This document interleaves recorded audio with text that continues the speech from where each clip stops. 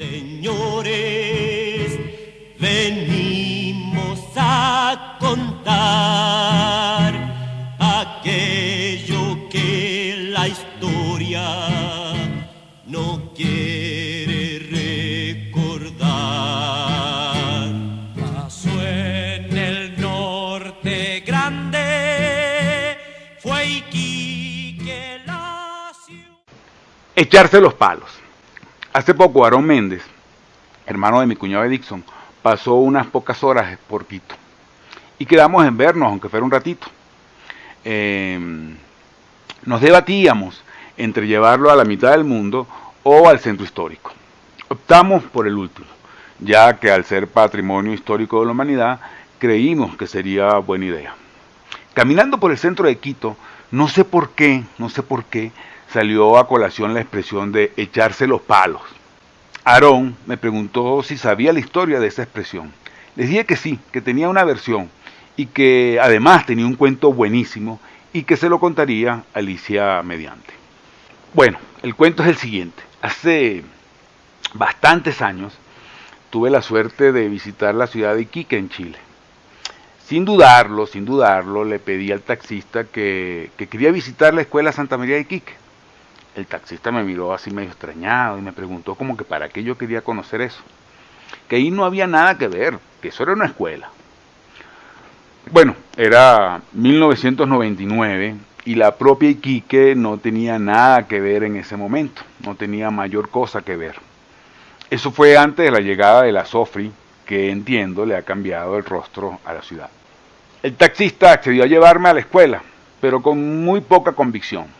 Creo que me dijo que había una placa, pero ni me bajé a verla. Al parecer, aquello no era importante para un habitante de Iquique de finales del siglo XX. El cuento es muy sencillo. En el año 1907, en esa escuela se produjo una enorme matanza de obreros del salitre. Le conté al taxista que de joven, había oído una canción de Quilapayún que conmemoraba precisamente aquella matanza. Bueno, era en mis años juveniles y cuando yo era joven, ser de izquierda no era tan estúpido como es serlo ahora. Pero al final entendí que aquellas canciones de Quilapayún hablaban de cosas que no eran importantes para la mayoría de la gente. Pero escogí esa canción para iniciar esta Alicia. El cuento, como les digo, es muy sencillo.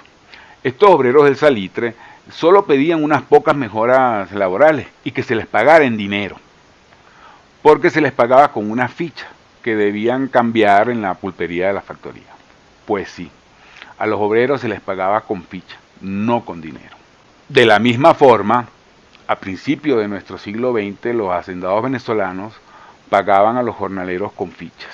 Algunos, seguramente los menos afortunados, no tenían ni fichas con que pagarle a los empleados y usaban unos palitos que tenían grabado el nombre de la hacienda, los cuales solo tenían valor en la pulpería del hacendado. Los jornaleros muchas veces gastaban estos palitos en aguardiente, iban a la pulpería y pedían un palo de ron. Seguramente, cuando descubrían que se habían gastado todos los palitos en aguardiente, al llegar a casa y sus esposas les preguntaban por el salario, seguramente le decían que se habían estado echando los palos. Pues sí, a los jornaleros de principios del siglo XX no se les pagaba con dinero.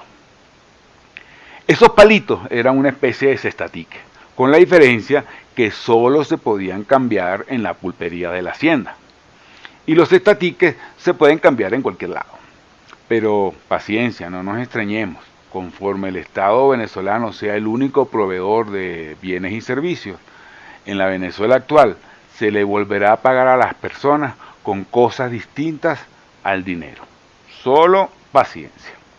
Esa expresión de echarse los palos creo que solo se usa en Venezuela. De hecho, en Ecuador es una expresión un tanto subida de tono. Hace muchísimos años, cuando llegué a vivir al Ecuador, un amigo tenía fama de marica.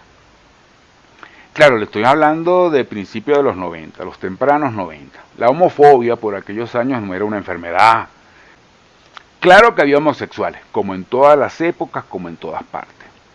Pero la gente no andaba por allí pregonándolo, ni las personas hacían rifas para reunir el dinero para hacerle el cambio de sexo a sus hijos adolescentes. Eran los tempranos 90.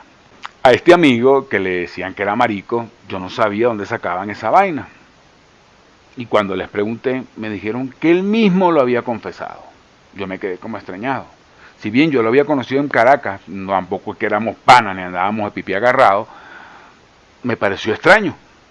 Y me explicaron que él mismo lo había confesado, que él mismo había dicho que la noche antes de venirse al Ecuador, habíase quedado con sus amigos echándose los palos. Tan buena. Septiembre 2017.